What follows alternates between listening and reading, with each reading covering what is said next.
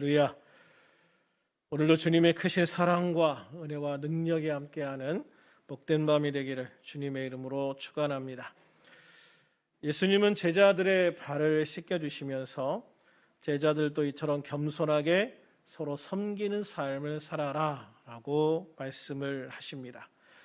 이것은 예수님이 떠나신 후에 박해와 핍박 속에 시작될 교회의 성도들이 어떤 자세로 살아야 그 속에서 살아남을 수 있는지를, 그리고 세상에 영향력을 행사할 수 있는지를 너무나도 잘 아셨기 때문이라고 생각을 합니다. 강한 세력에게 칼로 대항해서는 살아남을 수가 없습니다. 당시 기독교는 로마라고 하는 거대한 세력의 한 중심에서 살아남아야 했던 거죠. 만약 그런 상황에서 베드로처럼 칼을 들고 맞서려고 한다면 예수님의 말씀처럼 칼로 흥한 자 칼로 망하게 되었을 겁니다. 그래서 예수님은 제자들에게 낮은 자세에서 겸손하라, 낮은 자세에서 겸손하라라고 강조하신 거예요. 그리고 몸소 그런 모습을 보여주신 거죠. 이것은 강한 자 앞에서 비굴해지라는 말이 아닙니다. 그리스도인은 강한 자 앞에서 비굴해지지 않습니다. 그리스도인은 오히려 강한 자 앞에서 더 강한 겁니다. 그럼에도 교만해지지 않아야 합니다. 교만은 패망의 선봉이기 때문입니다. 그리스도인은 강한 자 앞에서든 약한 자 앞에서든 항상 낮은 자세로 겸손하게 살아야 하는 것입니다. 이것이 진정한 승리자로 살아갈 수 있는 삶의 자세이고, 이것이 진정한 승리자의 모습이기 때문입니다. 예수님은 제자들에게 낮은 자리에서 겸손한 삶을 살라라고 말씀하시면서 또 한 가지를 더 첨부하십니다. 그것은 사랑이라는 단어입니다. 만찬 후에 가룟 유다가 예수님을 팔러 나갑니다. 가룟 유다가 나간 후에 예수님은 남은 제자들에게 말씀을 이어가시면서 갑자기 새 계명을 주시겠다라고 말씀하십니다. 본문 34절을 같이 읽겠습니다. 시작. 새 계명을 너희에게 주노니 서로 사랑하라. 내가 너희를 사랑한 것 같이 너희도 서로 사랑하라. 아멘. 우리는 이 말씀에서 서로 사랑하라 하는 말씀만 중요하게 생각을 하는데요. 그런데 이 말씀의 시작이 뭡니까? 이 말씀의 시작은 새 계명을 너희에게 주노니라는 거예요. 따라서 우리는 이 말씀에 주목하여 진지하게 생각해 볼 필요가 있는 겁니다.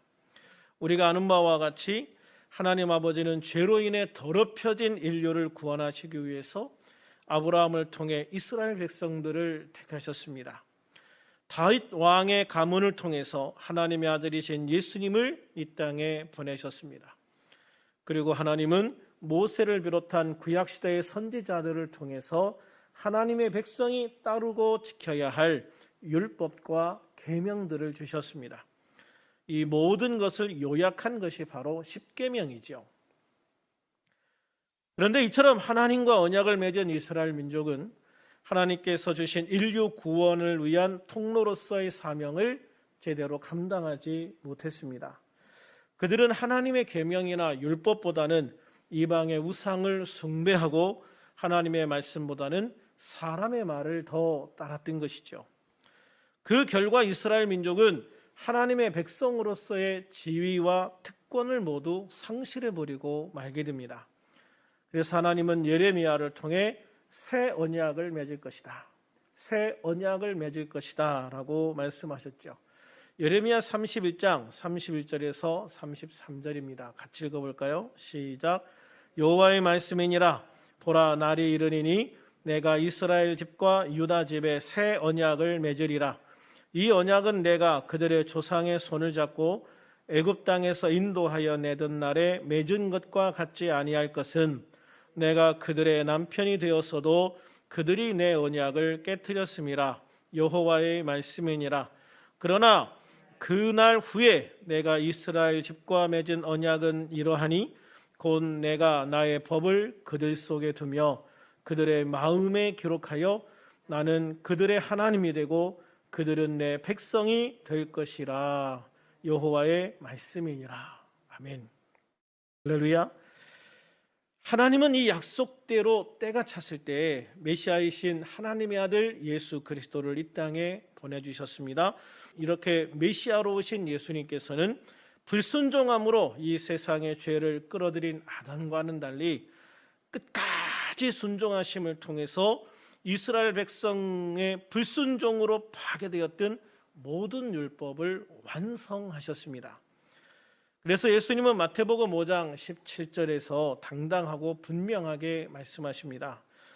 내가 율법이나 선지자를 폐하러 온 줄로 생각하지 말라. 폐하러 온 것이 아니요 완전하게 하려 함이라. 할렐루야. 예수님은 자신의 순종을 통해서 하나님의 그 모든 율법을 완전하게 하려고 오셨다라고 말씀하신 것이죠. 그뿐만이 아니라 예수님은 십자가의 피로써 새 언약을 세우시고 새 언약을 통해 이루어질 새로운 공동체, 즉 교회가 지키고 따라야 할 계명을 주셨습니다. 교회가 지키고 따라야 할 계명이 바로 오늘 본문에서 말씀하시는 새 계명입니다. 오늘 본문 요한복음 13장 34절에서 35절 말씀을 다시 읽겠습니다. 시작. 새 계명을 너희에게 주노니 서로 사랑하라. 내가 너희를 사랑한 것 같이 너희도 서로 사랑하라. 너희가 서로 사랑하면 이로써 모든 사람이 너희가 내 제자인 줄 알리라. 아멘. 과거 구약시대의 이스라엘 백성들은 하나님께서 주셨던 옛 언약들을 어김으로 인해서 하나님의 준엄한 심판을 받고 큰 고통을 당해야 했습니다. 하물며 하나님의 아들이신 예수님의 피로 세우신 새 언약을 우리가 지키지 않는다면 그 심판의 결과는 얼마나 무서울까라는 것을 생각해 보게 되는 거예요. 옛 언약은 동물의 피로 세운 언약이었습니다. 그러나 새 언약은 하나님의 유일하신 아들 우리 주 예수 그리스도의 피로, 예수님의 피로 맺어진 언약입니다. 그러므로 새 언약의 중요성은 옛 언약에 비할 바가 아닌 것이죠.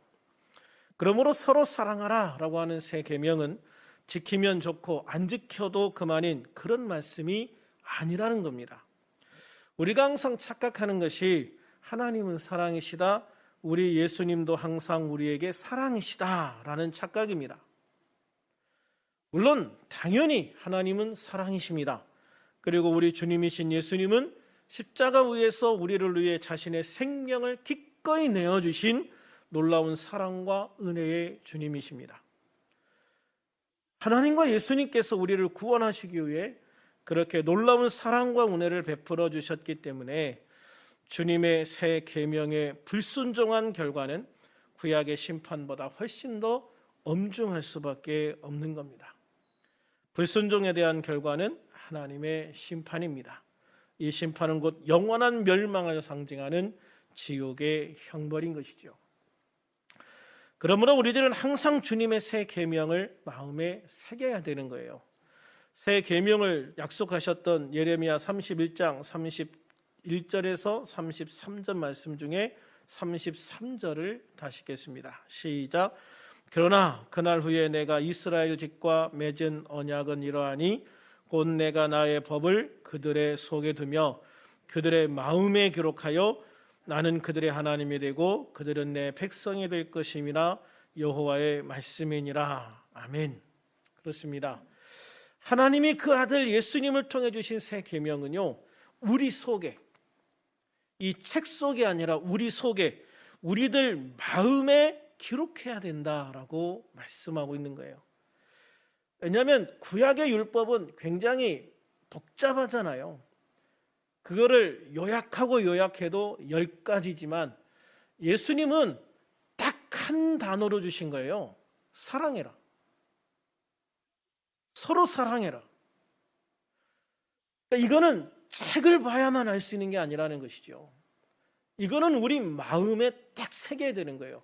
우리 마음 안에, 우리 마음에 딱 새겨야 되는 거예요. 이 사랑하라, 서로 사랑하라고 하는 그 단어를 우리 가슴에 딱 새기고 그 사랑을 가지고 그 주님의 새로운 계명인 서로 사랑하라고 하는 그 계명을 가지고 우리는 살아가야 된다라고 말씀하고 있는 거예요. 그러므로 우리들은 항상 우리 속에 주님의 계명을 새기고 살아야 될 줄로 믿습니다. 항상 우리 마음에 명심하고 살아야 된다는 말씀이에요. 항상 우리 삶에 새겨진 습관과 같이 해야 된다라고 말씀하고 있는 거예요. 그러면 우리들은 서로 사랑하는 주님의 새 계명을 우리의 마음판에 새기고 항상 명심해서, 할렐루야, 우리 마음판에 새기고 항상 명심하여 서로 사랑하는 것이 우리의 삶의 가장 아름다운 습관이 되시기를 주님의 이름으로 축원합니다. 그러면 우리 안에 증오가 없어집니다. 미움이 없어집니다. 증오하고 미워할 대상 대신 사랑할 대상만 남는 거예요. 우리가 가지고 있는 육체적인 질병 중에 가장 큰 원인 중에 하나가 미움, 증오라고 이야기합니다. 미움과 증오는요, 우리의 육신을 처절하게 무너지게 만드는 그런 거예요. 그래서 내가 누군가를 무지하게 미워하고 살면 내가 미워하는 대상은 잘 사는데 미워하는 내가 병들어서 죽게 되잖아요. 주님은 그래서 우리에게 미워하지 마라, 증오하지 마라, 오히려 사랑해라. 너희가 그렇게 증오하고 미워해야 될 원수까지도 사랑해라. 왜냐하면 원수를 증오하고 미워하면 네가 죽으니까, 네가 병드니까. 오히려 그를 증오하거나 미워하지 말고 사랑해라.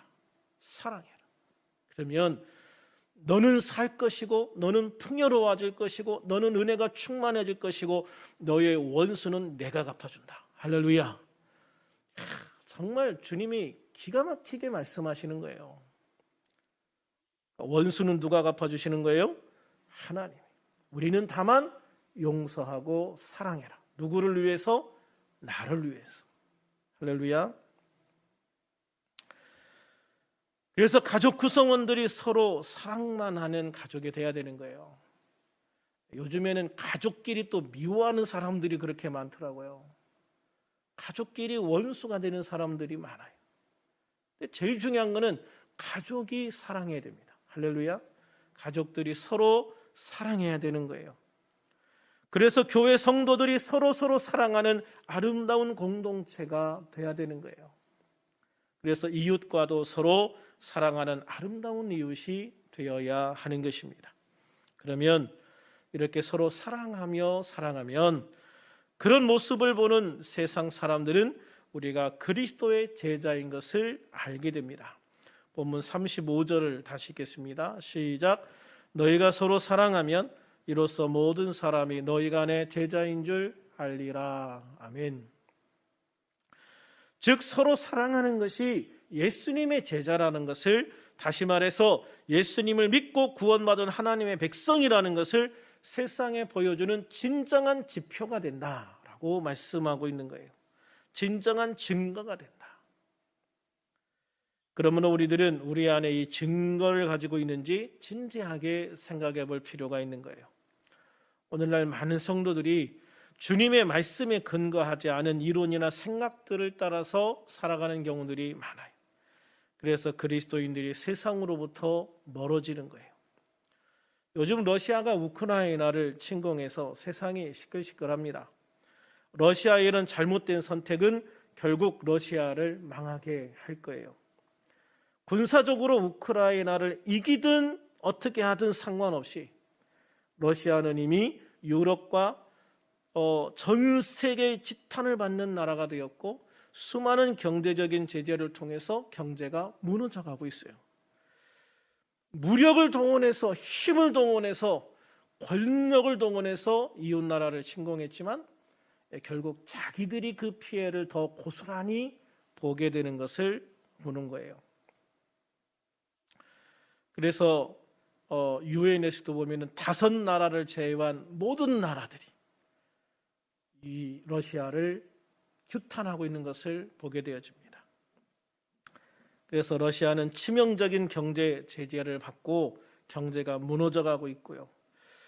그 결과가 벌써 러시아 사람들의 삶에 직접적인 영향을 주는 것을 볼 수가 있습니다. 그렇습니다. 폭력은 어떤 경우에도 답이 되지 않습니다. 물론 나를 지킬 수 있는, 우리를 지킬 수 있는 강력한 힘을 가지고 있어야 됩니다. 힘없는 민족이나 나라는 스스로를 비참한 길로 몰고 가는 거예요. 그러므로 우리나라도 온 국민이 합심해서 강력한 국력을 키우고 군사력을 키워서 그 누구도 넘볼 수 없는 나라가 돼야 되는 거예요. 그러나 상대방을 침략함으로 폭력성을 나타내는 것은 절대 하지 말아야 될 행동인 거죠. 특히 그리스도인들은 더 그렇습니다. 기독교 역사에서 가장 하지 말아야 될 전쟁이 있다면 십자군 전쟁이다라고 이야기를 해요. 첫 번째 십자군 전쟁은 그래도 명분도 있었고 성지 예루살렘을 회복했다는 의미나마 있었던 전쟁이었습니다. 그러나 그 이후에는 그렇지 못했어요. 심지어 십자군이 성지로 가면서 그리스도인들을 약탈하고 죽이는 일까지 빈번하게 있었어요. 십자군이 같은 주님을 믿는 그리스도인들을 약탈한 거예요. 이거는 정말 있어서는 절대로 안 되는 그런 일이었던 거죠. 정말 역사의 뼈아픈 실수인 거예요. 이런 잘못은 현대에도 여전히 반복되고 있습니다. 현대판 십자군 전쟁이라고 하는 미국의 이라크 침략입니다. 미국 이라크를 침략하고 나서 미국이 전쟁 명분으로 삼았던 것들이 대부분 사실이 아니라는 것을 알게 됐습니다. 거기에 가니까 대량 살상 무기도 없고 핵도 없고, 그러니까 미국이 이래서 이라크를 반드시 침략해서 정복해야 된다라고 얘기했던 것들이 하나도 발견되지 않았어요. 그래서 결국 미국이 석유 때문에 이라크를 공격했다는 결론을 얻게 되는 거죠. 여러분, 미사일 한 발 얼마인지 아세요? 미사일 한 발? 저도 미사일 부대에 있다 왔지만 미사일이라는 게 상당히 비싸요. 요즘은 미국이 전쟁할 때 제일 먼저 딱 전쟁을 시작했다라고 하는 신호가 뭐냐면 미국의 배에서 토마호크라는 미사일을 발사하는 거예요. 토마호크라는 미사일. 이거를 딱 발사하면서 미국의 전쟁이 시작되는 거예요. 근데 이게 얼마냐? 이게 한 발에 130만 달러, 우리나라 돈으로 16억이에요. 저거 한 발 날아가면 16억 원 날아가는 거예요. 저거를 뭐 수도 없이 쏘죠. 확실히 돈이 많은 나라니까. 이 토마호크라는 크루즈 미사일을 미국은 걸프전과 이라크 전쟁, 아프가니스탄 전쟁에 1,900발을 발사했습니다. 1,900발. 이라크 전에만 700발을 쐈다고 그래요. 미국이 이 세 번의 전쟁에 사용한 토마호크 미사일 값만 13조 400억. 13조 400억 원입니다.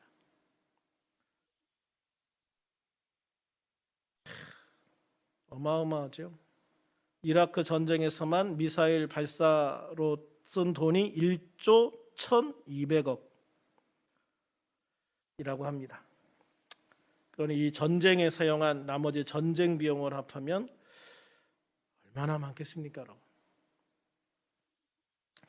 미국이 9.11 이후에 16년간 전쟁 비용 이자만 8조 달러였대요. 원금이 아니라 이자. 전쟁을 하기 위해서 은행에서 빌린 돈의 이자만 8조 원. 8조 원이 아니라 8조 달러. 8조 달러. 우리나라 돈으로 9,722조 원. 이자만 9,722조 원의 이자를 냈대요. 전쟁을 하기 위해서. 원금이 아니라 이자입니다, 여러분. 미국이 이라크와 전쟁할 때 1분에 2억 300만 원을 썼대요. 1분에 2억 300만 원. 미국이 이라크와 전쟁하기 위해서 사용한 돈이 대략 240조 원이라고 합니다. 계산도 잘 안 되는 이런 어마어마한 비용이 전쟁에 사용된 거예요. 사람을 죽이고 건물을 파괴하는 데 사용된 돈이에요. 그런데요, 이 돈을 사람을 살리고 환경을 개선하는 데 사용했다면 어땠을까라고 하는 가정을 해보면 아마 이 결과가 엄청나게 다른 결과가 나오지 않았을까라는 생각을 해요. 그랬다면 미국뿐 아니라 전 세계의 테러가 지금보다 훨씬 더 줄어들었을 거라는 생각을 합니다. 전 세계의 모든 사람들의 삶의 질이 훨씬 더 좋아졌을 거예요. 미국은 테러와의 전쟁에 20년 동안 9,400조 원을 사용하고 이 과정에서 희생된 군인과 민간인을 포함해서 90만 명이 희생됐다고 합니다. 엄청나죠? 우리나라 2021년 총 예산이 558조 원인 것에 비교해 보면 역사상 가장 많은 예산을 편성했던 우리나라 예산의 16배 이상을 테러와의 전쟁에서 사용한 거예요. 어마어마한 돈을 쓴 거죠. 그러나 이 돈을 전 세계 어려운 사람들을 위해서 학교를 만들어주고 병원을 지어주고 길을 만들고 또 그 모든 것을 잘 운영할 수 있도록 도와주는 비용으로 썼다면 어땠을까라는 거죠. 전쟁으로 증오를 품고 살아가는 수많은 사람들이 서로 존경하며 사랑하며 살 수 있지 않았을까라는 거죠. 그래서 폭력이 정답이 아닙니다. 할렐루야. 그래서 폭력은 어떤 경우에도 정답이 될 수 없다. 오직 사랑만이 정답인 줄로 믿습니다. 아멘. 오직 사랑만이 정답인 거예요. 요즘 우리나라 대선을 보면 서로 증오하고 미워하는 모습들을 많이 보게 돼요.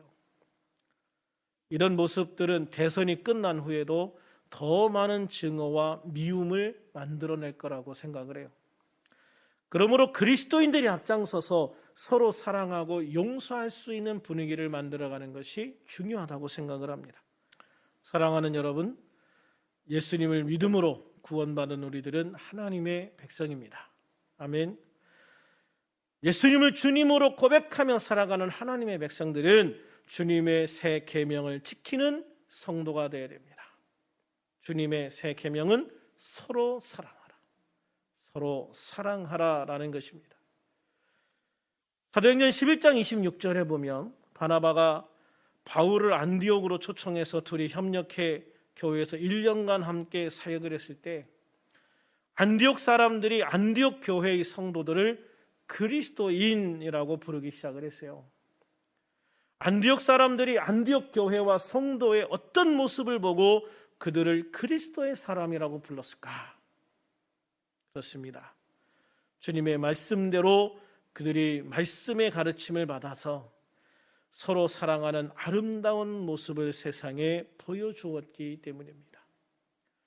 그들은 주님이 말씀하신 대로 말씀을 열심히 배워서 정말 서로 사랑하라고 하는 주님의 이 계명을 실천했던 그런 아름다운 모습을 통해서 세상 사람들에게 그리스도인, 그리스도의 사람이라는 별명을 얻게 되어진 거예요. 그러므로 우리들이 앞장서서 예수님처럼 용서하고 용납하여서 예수님처럼 서로 사랑할 수 있는 우리들이 될 수 있기를 주님의 이름으로 축원합니다. 가정에서, 교회에서, 그리고 사회에서 사랑으로 이기고 승리하는 사랑의 사람이 되어야 돼요. 그래서 세상의 증오와 미움을 치유할 수 있는 우리들이 되어야 돼요. 그렇게 된다면 세상의 미움과 증오의 그런 악영향을 치유할 뿐만 아니라 나의 연약함도 나의 질병도 치유되어지는 놀라운 은혜를 경험하게 될 것이고 이 사랑을 통해서 우리 가정이 치유되고 교회가 치유되고 우리 사회가 치유되어지는 놀라운 은혜를 우리가 보게 되어질 거예요. 그러므로 주님의 말씀대로 주님이 주신 새 계명 그 말씀 그대로 서로 사랑하는 예수님이 우리를 사랑하셨듯이 예수님이 십자가에서 자신의 생명을 우리를 위해서 주시면서 우리를 사랑하셨던 그 모습 그대로 우리가 서로를 사랑할 수 있는 그런 아름다운 우리들이 될 수 있기를 주님의 이름으로 축원합니다. 축원합니다.